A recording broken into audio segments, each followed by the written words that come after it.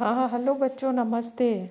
आज हम पढ़ेंगे बौद्ध धर्म के दो संप्रदाय, हीनयान और महायान। जो संप्रदाय है उनके बारे में बताएंगे और इन दोनों में अंतर क्या है, हीनयान किसे कहते हैं, महायान किसे कहते हैं।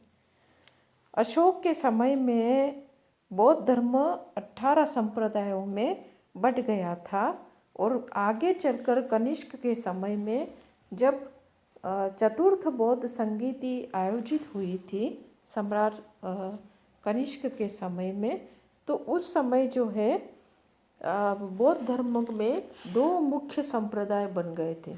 ये तो छोटे छोटे संप्रदाय है जो 18 है, ऐसे तो कई है, लेकिन जो मुख्य है वो है केवल दो, और वो है हीनयान और महायान।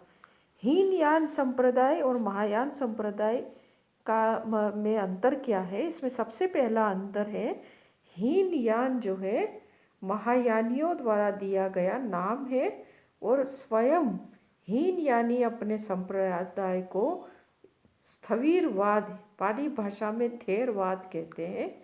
हीनयान का अर्थ है छोटी गाड़ी, यानी मोक्ष की प्राप्ति जो है कम से कम लोगों को मिलेगी, जबकि महायान संप्रदाय, महायान का अर्थ है महा और प्लस यान यानी बड़ी गाड़ी है ना, तो बड़ी गाड़ी यानी मोक्ष की प्राप्ति जो है अधिक मात्रा में लोगों को प्राप्त होगी। दूसरा ये है कि हीनयान संप्रदाय के अनुयायी अपने को मूलतः बौद्ध धर्म का संरक्षक मानते हैं और उनमें किसी प्रकार के परिवर्तन की संभावना को स्वीकार नहीं करते हैं। जबकि जो है ये जो संप्रदाय है कट्टरवादी है हीनयान, जबकि महायान संप्रदाय जो है वो कट्टरवादी नहीं है। वो समय समय पर बुद्ध के जो वचन है, बुद्ध के उपदेश है, सिद्धांत है, इनमें जो है परिवर्तन भी किया है और मतलब आगे जाकर के ये अधिक फैला है। महायान जो संप्रदाय है वो अधिक मात्रा में फैला है, लोकप्रिय भी वही है। तीसरा है हीनयान संप्रदाय का प्रसार श्रीलंका और दक्षिण पूर्वी एशिया में हुआ है, जबकि महायान संप्रदाय का प्रसार जो है एशिया, चीन, कोरिया, जापान, बर्मा, जो नेपाल, सब जगह पर हुआ है ना।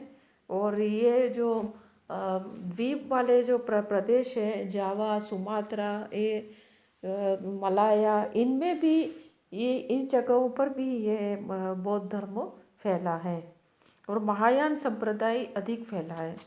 अब जो आगे जो चौथा बताएंगे, हीनयान संप्रदाय वालों ने महात्मा बुद्ध को अवतार नहीं माना है, बल्कि महात्मा बुद्ध को कोई अवतार नहीं माना है बल्कि महापुरुष माना है। जबकि महायानियों ने बुद्ध को ईश्वर तुल्य मान करके उनके अवतार बताए हैं और ऐसा कहते हैं कि बोधिसत्व में इन्होंने विश्वास किया है। आगे जाकर के जो मतलब 555 कथाएं लिखी है और 555 कथाएं हैं इसके संबंध में, और जो बोधिसत्व के संबंध में ये चाहे पुनर्जन्म में बुद्ध ये थे, हाथी थे, कोई कहता है कि बुद्ध बंदर थे, तो अलग अलग कल्पनाएं बुद्ध के लिए की है। अब आगे जाके आगे जो है हम बताएंगे कि हीनयानियों का जो ग्रंथ है, धर्म ग्रंथ है, वो पाली भाषा में है और वो बुद्ध के 10 शीलों को महत्व देते हैं। जो 10 शील मैंने आपको बताए थे वो जो है उसको महत्व देते हैं। और महायानी जो है वो पाली के साथ साथ समय की मांग के अनुसार संस्कृत भाषा में भी इनके ग्रंथ मिलते हैं और वो शील की बजाय करुणा पर बल देते हैं।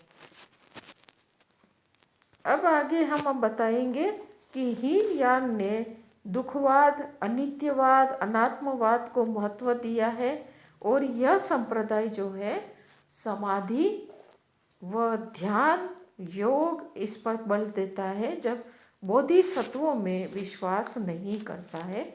जबकि महायान जो संप्रदाय है विज्ञानवाद और शून्यवाद को महत्व देता है। मतलब हीनयान जो थे वो मूर्ति पूजा नहीं करते थे।